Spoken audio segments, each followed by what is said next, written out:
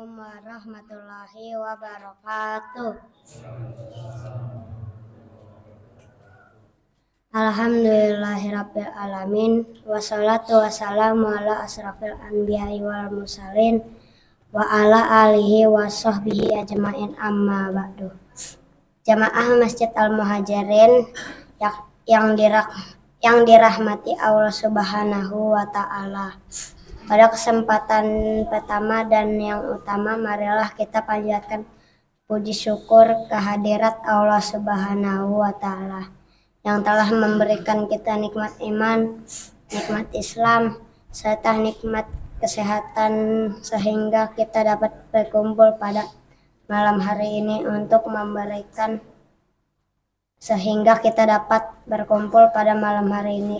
melaksanakan sholat tarawih berjamaah. Sholawat serta salam semoga tercurah limpahkan kepada junjungan kita yakini Nabi Muhammad SAW beserta para keluarganya dan para sahabatnya. Semoga kita semua yang hadir pada malam hari ini mendapat syafaat beliau di akhir zaman nanti. Amin.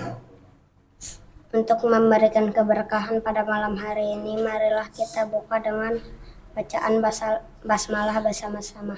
Bismillahirrahmanirrahim. Pada malam yang penuh berkah ini, yang akan memberikan ceramah sekaligus sebagai imam sholat tarawih adalah Bapak Ustadz Arif Mahfuzi SAG. Alhamdulillah beliau sudah berada di tengah-tengah kita. Untuk itu kami persilahkan kepada beliau untuk memberikan ceramah sekaligus menjadi imam sholat tarawih. Demikian disampaikan. Terima kasih atas perhatiannya dan mohon maaf apabila ada kesalahan. Wassalamualaikum warahmatullahi wabarakatuh. Assalamualaikum warahmatullahi wabarakatuh. Bismillahirrahmanirrahim. Alhamdulillahi rabbil alamin. Wassalatu wassalamu ala asyrafil anbiya wal mursalin wa ala alihi wa ashabihi asma'in, amma ba'd. A'udzubillahi minasyaitonir rajim. Bismillahirrahmanirrahim. Thumma atimmus syiyam ila laili wa la tubashirihunna wa antum aqifuna fil masajid tilka hududullahi wa la taqrabuha kadzalika yubayyinullahu la'allakum tuflihun. Shadaqallah. Ya, mudah-mudahan bapak-bapak bisa ketemu Ramadan yang akan datang. Amin ya rabbal alamin. Nah, ini berkat doa bapak-bapak. Cuman kadang-kadang kalau udah akhir begini doa ini sudah dilupakan, Pak. Masya Allah. Kan setiap Rasulullah menjumpai bulan Rajab itu karena doanya, Pak ya. Wa Sya'bana sudah lewat. Wa ballighna Ramadan tinggal kurang lebih 2 pekan. Saya yakin bapak-bapak bisa duduk di sini karena tempo hari sering doa Allahumma barik lana fi Rajab. Nah, masih relevan nggak tidak kira-kira? Pribadi saya masih relevan, Pak, karena masih ada kurang lebihnya 2 pekan kita berada pada bulan Ramadan. Maka wa ballighna fi Ramadan, ya saya ngumpul sampaikah umur kami pada bulan Ramadan. Nah, sisa di dalam bulan Ramadan ini, kata orang Betawinya, kita gunakan dengan sebaik-baiknya. Mudah-mudahan kita bisa sampai Allahu Akbar, Allahu Akbar, Allahu Akbar. Itu selesai minal aidin wal faizin wal makbulin. Kita doa lagi mudah-mudahan bisa ketemu tahun yang akan datang. Ini harapan kita semua, Pak. Walaupun barangkali sudah S3, ya mudah kita doakan bareng-bareng. Apalagi bulan Ramadan aman bulan wadda'awati mustajabatun, doa kita dikabulkan oleh Allah. Lebih-lebih bapak-bapak, dan kali menyimpang sedikit nih masalah politik, Pak. Astagfirullahaladzim. Kalau ada YouTube, Masya Allah, yuk kita umat Islam cuman punya senjata satu-satunya orang Islam itu doa. Ramadan kita jadikan untuk berdoa minta sama Allah Subhanahu wa taala. Nah, Bapak Ibu sangat berbahagia. Kalau nggak salah pada malam hari ini saya dikasih judulnya adalah tata cara iktikaf, kalau nggak salah kira seperti itu, Pak. Ada salah satu syair di situ, kalau orang beramal tumardudatun la tuqbalu, kalau amal tidak dibaring dengan ilmu ditolak oleh Allah. Kadang hadis, man amala amalan laisa lahu fahuwa radduna. Siapa yang beramal tanpa dengan ada ilmu petunjuk dari Rasulullah, raddun, tertolak. Nah, iktikaf ini tata cara iktikaf. Iktikaf berasal daripada i'takafa ya'takifu iktikafan. I'takafa ya'takifu iktikafan, artinya ada berdiam diri. Ini secara etimologi, Pak. Berdiri diam sendiri dikontrakan iktikaf, tapi secara bahasa. Tapi secara syar'i tidak. Secara syar'i itu ada syarat dan rukunnya orang iktikaf. Secara syar'i adalah orang berdiam di masjid dengan niat iktikaf mendekatkan diri pada Allah, itu namanya baru iktikaf. Nah, tadi saya baca dalam bukunya Said Sabiq Fiqh Sunnah dan bukunya siapa itu yang sekarang lagi tenarnya Fikih Al-Islam wa Adillatuhu. Itu jelas, itu banyak penjelasannya. Cuma barangkali tadi saya cuma ngambil dua buku itu. Nah, di situ ada beberapa pendapat, Pak, yang dinamakan masjid yang boleh dijadikan untuk iktikaf itu masjid yang mana. Tuh. Ada pendapat ulama yang lain, masjid yang boleh dijadikan iktikaf itu adalah masjid yang setiap saat dijadikan sholat jamaah dan digunakan untuk sholat Jumat. Tuh, yang paling afdol. Nah, pendapat yang lain mengatakan masjid yang boleh dijadikan iktikaf adalah selama ada sholat jamaah, ada muadzin, ada imamnya, itu boleh dijadikan iktikaf, tapi kurang afdol. Nah, sekarang bagaimana masjid kita? Nggak dijadikan pakai Jumatan kan, Pak ya? Kita biasanya pindah ke BOT ya. Ini kalau kita berpedoman pada pendapat beberapa ulama. Nah, oleh karena itu saya mengajak pada bapak saudara-saudara, yuk kita memperbanyak buku, banyak baca buku, jangan satu buku. Nah, sekarang balik apakah boleh, nggak masalah pendapat yang lain, tapi kalau pendapat yang lain, yang paling afdol untuk itikaf adalah masjid yang untuk sholat jamaah setiap waktu dan digunakan untuk sholat Jumat. Paham ya? Nah, sekarang syarat mu'takif atau syarat itikaf pertama harus beragama Islam. Yang bukan Islam tidak sah, Pak. Kalau kita lihat dalam Al-Quran, orang bukan Islam itu walaupun beramal sebanyak-banyaknya itu tidak gunanya. Taruh misalnya 9 naga itu, saya kira tahu bapak-bapak ya, 9 naga. Nyumbangkan uangnya untuk Masjid Al-Muhajirin BOT 10 triliun misalnya. Itu kalau kembalikan pada Al-Quran nggak ada gunanya, Pak. Artinya amalnya nol di hadapan Allah. Nah, kalau itikaf ya sawahun alaihim, Pak, nggak ada gunanya. Dalam ayat Al-Quran, walladzina kafaru a'maluhum kasaratim biki atiyah sabudzum anuma'a. Syarat orang itikaf muslim, nggak muslim tidak diterima oleh Allah. Yang kedua adalah balik ini menurut fikih Imam Syafi'i, menurut fikih dalam dunia pesantren ada namanya takrib, Fathul Mu'in, Fathul Wahab. Itu kalau laki-laki kalau sudah usia 15 tahun atau kurang 15 tahun sudah pernah mimpi. Saya kira bapak-bapak sudah mengalami lah itu. Dulu mimpinya kayak apa itu.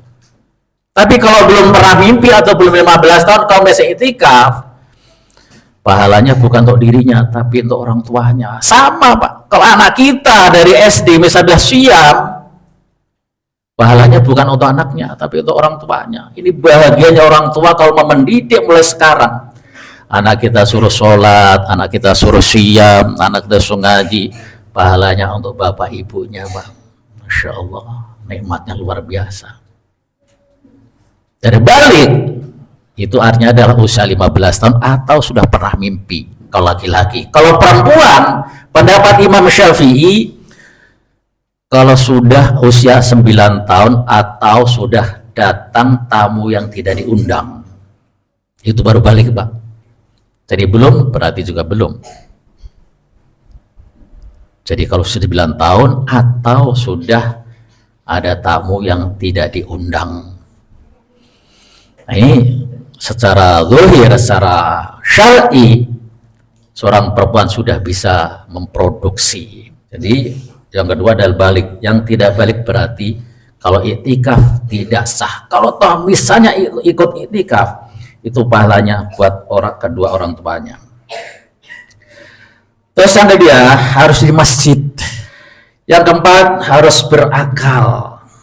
Orang gila kalau iktikaf nggak sah karena tidak akalnya tidak termasuk taklif.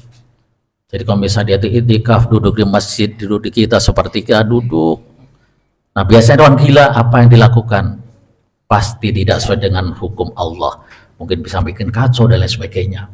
Jadi orang gila tidak sah kalau dia itu beriktikaf. Yang kelima adalah suci. Suci dari mana?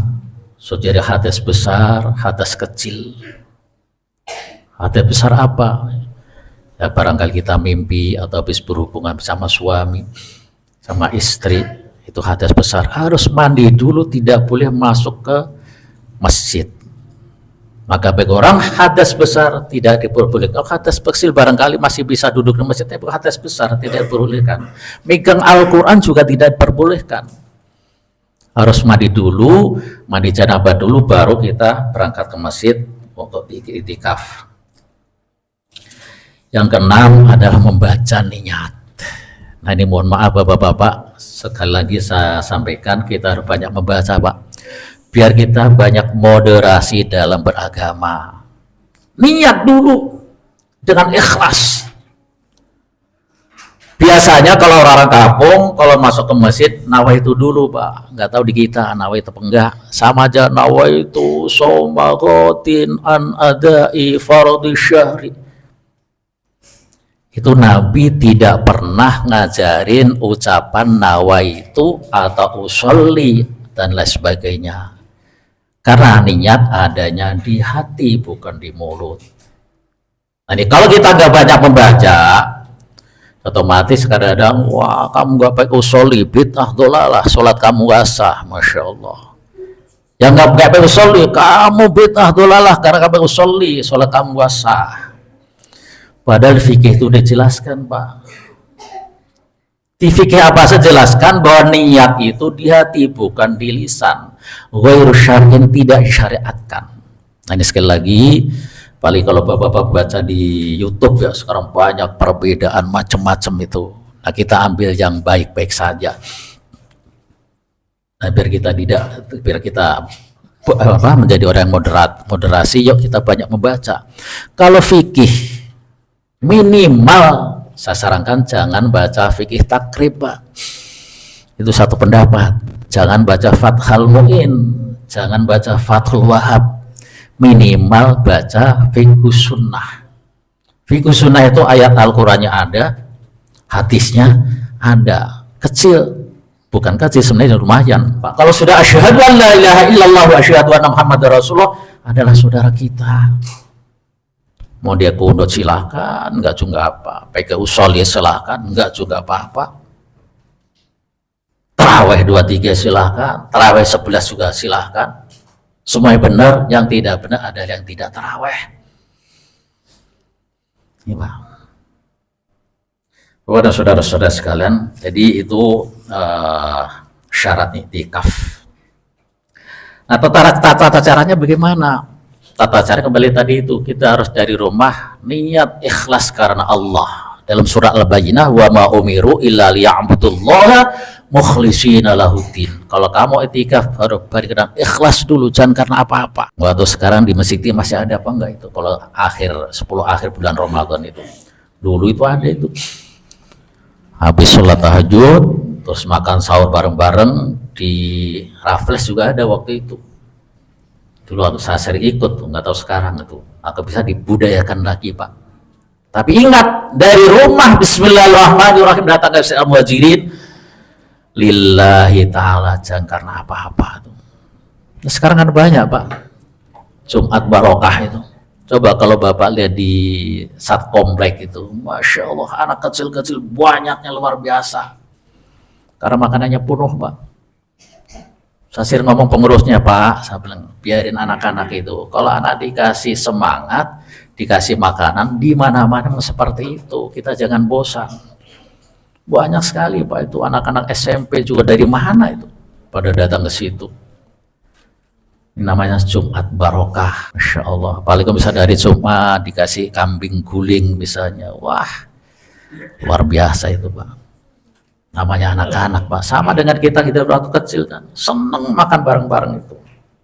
Nah, saudara yang berbahagia, yang kedua, cara itikaf tadi adalah nawaitu dulu. Yang kedua harus duduk dan berdiam diri di masjid. Berdiam diri di masjid. Dan apa yang kita lakukan? Baca Al-Quran, zikir, istighfar, dan lain sebagainya. Ada nilai pahalanya, ada, tapi kurang bermanfaat, Pak, kurang barokah, kurang berpengaruh. Mendingan satu ayat saja, misalnya ngambil sholat apa, misal surat Yasin, hafal misalnya. Bismillahirrahmanirrahim. Al-yawma nakhtimu ala afwahihim wa tukallimuna aydihim wa tashhadu arjuluhum bima kanu yaksibun. Kita fahami, karena Al-Quran bisa menjadi hudal linas kalau diterima dengan 5M. Bukan M itu bukan miliar Pak. Pertama membaca, kedua menerjemah, ketiga memahami, keempat menafsirkan, kelima merealisasikan dalam kehidupan sehari-hari. Itu baru Al-Quran menjadi hudal linnas. Maka lebih baik satu ayat aja Pak, kalau kita dalam Al-Quran dalam lagi dapat apa itikaf itu satu ayat aja, al-yawma nakhtimu ala afwahim, dan kita bayangkan di waktu di akhirat nanti itu mulut kita ditutup oleh Allah, nggak bisa ngomong. Yang ngomong adalah tangan, jari, mulut udah nggak bisa ingkar Pak. Yang jadi saksi apa? Kaki. Jadi nakhtimu ala afwahim wa tukallimuna aydihim wa tashhadu arjuluhum bima kanu yaksibun. Tuh. Jadi kalau itu sudah laksanakan, insya Allah iktikaf kita adalah benar. Tapi kalau belum Pak, nggak bisa. Bapak dan saudara-saudara kalian. Nah, tujuannya apa sih Pak? Kalau dalam buku fikih tadi itu, iktikaf selalu dilakukan oleh Rasulullah 10 akhir pada bulan Ramadan, 10 hari terakhir pada bulan Ramadan sebelum beliau wafat. Selama mendekati wafat, iktikaf Rasulullah itu mulai tanggal 11, jadi 20 hari sebelum Lebaran. Nah, apa yang dilakukan Pak? Doanya apa? Ini masalahnya. Soal itikaf, kita doakan pada Allah. Apa yang kita minta kepada Allah? Saya kira bapak-bapak hafal semua. Asyhadu an la ilaha illallah, astaghfirullah, nas'alukal jannata wa a'udzubika minan nar. Terus? Apa deh? Allahumma tuhibbul Terus apa enggak? Allahumma innaka afuwun tuhibbul afwa fa'fu anna ya karim. Ulang lagi, itu doanya orang iktikaf. Nah sekarang kenapa sih Pak harus iktikaf Pak? Biasanya yang dicari apa Pak? Lailatul Qadar. Nah biasanya Lailatul Qadar itu tanggal-tanggal ganjil, yaitu 21, 23, 25, 27 sama 29, bukan 8, 29 ya. Tuh. Jadi biasanya kita cari di situ Pak. Cuma kadang salah orang itu. Kalau mengajar Lailatul Qadar karena hari tidak ganjil, nggak mau datang ke masjid, salah itu Pak. Kalau mendapat Lailatul Qadar seharusnya mulai tanggal 1 Ramadan, sudah jangan tidur seharusnya. Tidur di mana? Di masjid. Mulai pagi sampai pagi lagi, itu insya Allah dapat Pak. Nah di hadis Rasulullah itu begitu, katanya Lailatul Qadar turun tanggal ganjil 10 akhir pada bulan Ramadan. Tapi ada hadis yang paling kuat, ternyata Lailatul Qadar itu jatuhnya pada tanggal 27. Tuh. Nah biasanya dalam fikih-fikih jelaskan itu malam Lailatul Qadar itu katanya angin nggak ada, tenang, tentram, nggak hujan, nggak panas. Kalau pagi matahari terbitnya kelihatan tidak terang banget, cuman remeng-remeng kata orang Jawa. Itu berarti tadi malam turunnya Lailatul Qadar. Ada loh Pak negara yang dapat Lailatul Qadar. Negara mana Pak? Bapak tahu nggak? Iya. Lailatul Qadar pernah dapat oleh orang Indonesia Pak. Ada seorang jenderal ulama dan jenderal ceramah waktu itu, seingat di waktu ISMI masih berjaya. Itu Pak Jenderal Muhammad Yusuf. Indonesia merdeka hari Jumat. Bapak sepuh-sepuh yang ngerti pasti hari Jumat. Betul Pak? Ya. Indonesia merdeka hari Jumat. Bulannya bulan Ramadan. Maka Pak Jenderal Muhammad Yusuf mengatakan Indonesia ada merupakan Lailatul Qadar. Ada apa? Indonesia itu merupakan dapat Lailatul Qadar karena hari Jumat dan bulan Ramadan terjadinya. Itu Pak Muhammad Jenderal Yusuf itu mengatakan seperti di mana-mana dia pasti ngomong begitu Pak. Maka kita syukuri Pak. Secara zahir kalau misalnya dia juga mayoritas muslim nggak mungkin merdeka Pak. Sampai kapanpun. Dan ingat dalam sejarah orang Eropa itu kan ada 4 bangsa jajah Indonesia. Tapi kamu harus hati-hati karena itu bukan kafir dhimmi, bukan kafir harbi, kafir dhimmi, nggak boleh kamu benci sama mereka. Kalau sudah ke bangsa Indonesia, kita bersatu. Maka itu Bhinneka Tunggal Ika. Tuh. Ya kalau belajar dia, tapi jangan benci sama orang lain ya. Karena itu sudah ketentuan Allah, ada yang Muslim, ada yang kafir, ada yang Hindu, ada Buddha dan sebagainya. Oke, Bapak sangat berbahagia, itu barangkali dapat sampaikan. Mudah-mudahan ada manfaatnya dan mudah doa kita, Allahumma rabbana taqabbal minna sholatana wa siyama, dikabulkan oleh Allah Subhanahu wa taala. Qurabi maaf, wabillahi taufiq wal hidayah. Assalamualaikum warahmatullahi